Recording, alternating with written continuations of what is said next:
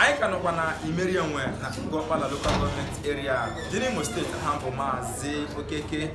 Unu Lieutenant Omemma Foundation Omemma o ihe akpọli aka ọ bụ afa akpọli aka ọ na-aza ị na-agagharị na-eme mma na-ebunye ndị mmadụ enu enyere ndị ogbenye aka ndị ọ na-enwere ka ọ rafa ụmụ nwaanyị ajadu ọkwanye aka iji fụ odogwu ojemọnụ onye mapụrụ onye isi na-elekọta Omemma Foundation nna m ukwu ka ikene ndị na-ege anyị ntị n'ụwa niile. Daalụ Igbo mụrụ nsem ọsọ ya gachiere enu ya dịkwuru unu na mma ke onye chi ya zere ọnwụ mgbede ruo ejeme nganga ya erukwuru anụ ụgbọkwuru ya na m yara nwunye di m ọyọ bụ biko iwere igwe anyị dịka onye isi maka afọ m ọtụtụ ife mere ebe a ihe dị ebube mere ebe a ihe mere ebe a bụ ihe ịtụnanya ọ bụ ngosi ịhụnanya na obi ebere na mmetụta nke nwa amadi High Chief Sebastian egwu atụ ọnwụ amadi eji okorobịa Amafọ Imerienwe okorobịa iji enwe o metụtara ya ịkpọkọta ụmụ okoroma abụọ ndị nwere nke ha na-eme mana otu mkpa maọbụ nke ọzọ site na mkpa ego ma ọ na-enwere mmadụ na-egbochi ime ihe ndị dị otu a na amadi asịrị ha bịa aga m akwụrụ unu n'azụ aga m akwado unu aga m enyere unu aka aga m ahụ na ọsọ unu na-agba iji wụọ mmadụ na uru n'isi jedebe o mere nke a site na Omemma Foundation. Omemma Foundation bụ ezigbo atụmatụ ụkpụrụ atụpụtara iji rute ọhaneze ogbenye na okenye ndị agadi ndị nwunye ha nwụrụ na ndị ọzọ iji nyere ha aka n'ụdị dị iche iche iji dị ndụ iji kutume ndụ iji nwee ịhụnanya iji nwee obi aṅụrị. Anyị na-asị gị biko ka ịgbakene ọhaneze maka na eleghị anya nke a bụ nke afọ 4 a na-eme ihe omume a biko iwe ike ịgwa ndị na-ege anyị ntị ụfọdụ uru ihe unu nyere ndị mmadụ kedu uru anyị nwetago kedu uru ọ bagoro ndị obodo ya na ndị wetara onye anya bụ ihe onyinye. Nke bụ eziokwu bụ na Igbo si ihe agba n'aka anaghị eji ele ya.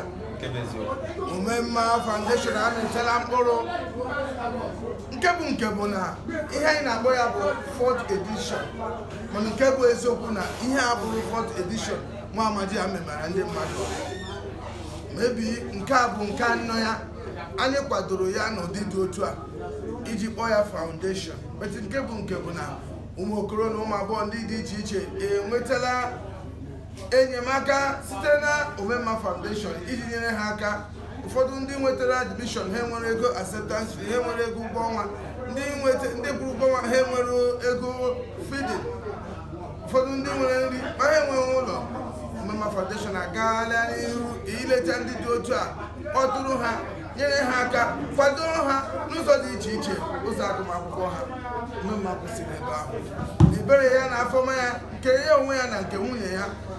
na-eme egosipụtara kpọmkwem na ha nwere obi ọmịiko ebe ụmụ okorobịa nọ ọkakọrịcha mkpa ndị na-enweghị ihe ha na-arụ. Omemma Foundation amụọla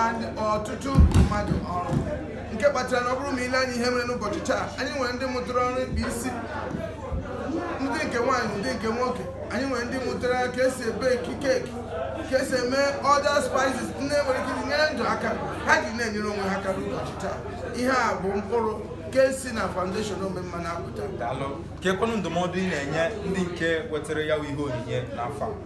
ha soro esomokwu ndị nke tinye nke ha n'ọrụ ka ha ghara isonye ndị nke na-etinye nke ha n'ọrụ na-akpọpụkwa nwoke na nwaanyị na m onwe m guzo ebe a bụ Reverend Franklin Chisom Amadi through my material platform nke m ji elete ndị mmadụ na-enyere ụmụ ogbenye aka. Omemma find it as an avenue, as a channel to push forward his ideology of helping the poor. I became a bridge between the poor and the rich. Nwoke onye ọzọ bụ nwa okoro nwa amadi si n'ebe dị iche iche chọrọ inyere obodo aka, chọrọ inyere ụmụ ogbenye aka, chọrọ inyere ụmụ akwụkwọ aka, chọrọ ụmụ mmadụ ọrụ maọbụ ịrụrụ ndị mmadụ ụlọ dịka ọtụtụ mere site n'aka anyị.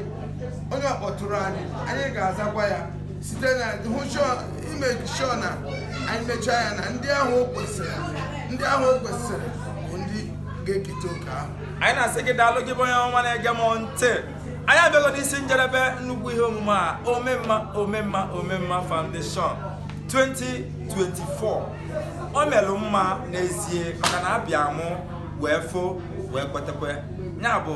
echezọkwana ị na-akwado Amokwe TV na-akwadokwa Omemma Foundation. Anyị na-asị gị dịka ị na-esonyere anyị n'ụbọchị nke taata onye nwe anyị ga-agọzi gị nyagazie